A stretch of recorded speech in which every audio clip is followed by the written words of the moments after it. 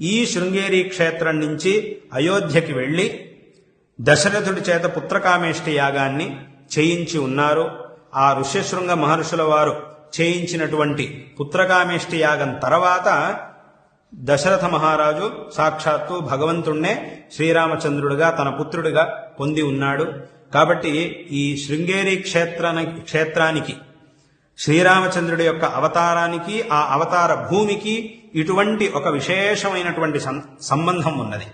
ఇటువంటి ఈ ఋష్యశృంగ మహర్షి యొక్క తపోభూమి అయిన శృంగేరి క్షేత్రంలో జగద్గురు శంకర భగవత్పాదాచార్యుల వారు ఈ సమస్త దక్షిణ భారతదేశానికి ధర్మ ప్రచారం కోసం దక్షిణాంనాయ శృంగేరి శారదా పీఠాన్ని స్థాపించారు.